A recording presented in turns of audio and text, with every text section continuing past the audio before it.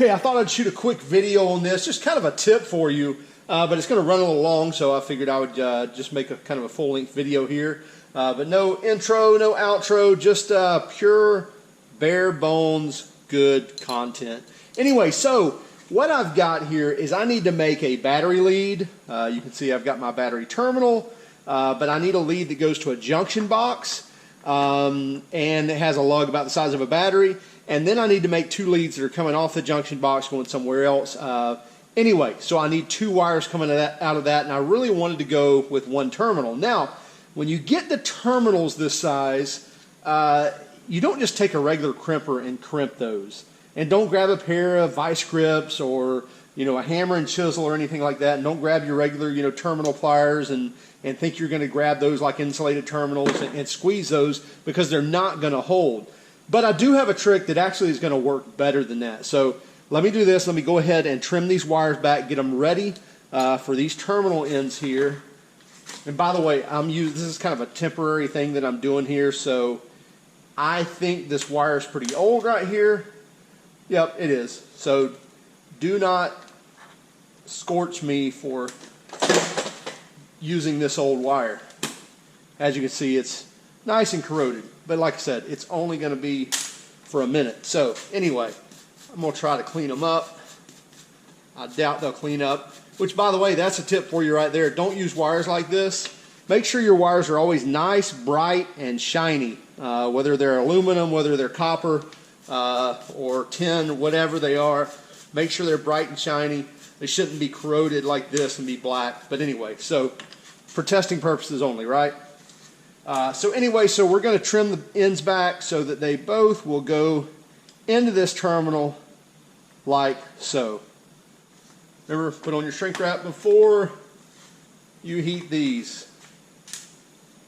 How many times have you not done that? Yeah, me many. Well, get in there. There we go. Okay, so again, we're not going to use crimpers here.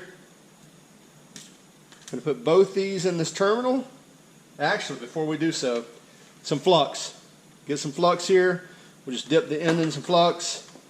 Dip the wires in some flux as well. If you don't know what flux is, that's for soldering. And basically, that's just going to make sure things are clean. That's funny when I'm using the wires that I'm using. Anyway, and now we want to put both those wires in there. And then I'm going to use my vise here for my third hand.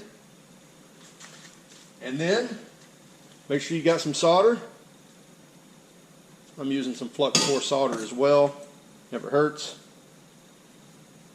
Okay. Good old torch.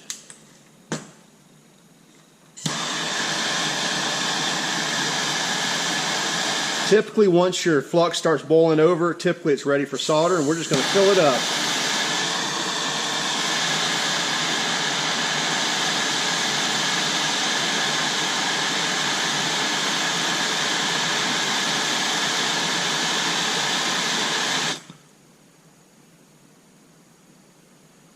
And we want to make sure that we have that full of solder, okay? And I'm keeping my heat down on the terminal, not so much on the wires.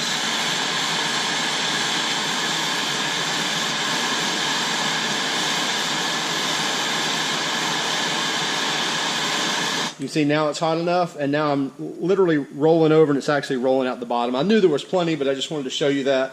Once you get the heat there, it'll flow without having a flame on it. So we want to make sure it sits there long enough to at least set up. We'll move this one out of the way for a minute, and I'll clean that up with a little die grinder. Like I said, I knew I was good before, but I just wanted to show you that overflowing out the top. So I could easily clean this up with a die grinder, but I'm just going to put it here in the vise. And then just take a file and clean off that solder.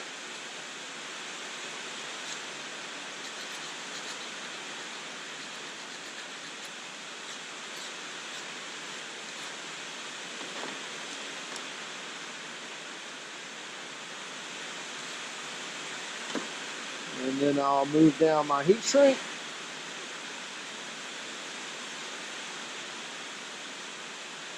Make sure you keep the flame moving on this. Thought we should use a heat gun. And there you have it. That's not coming off like a crimp would.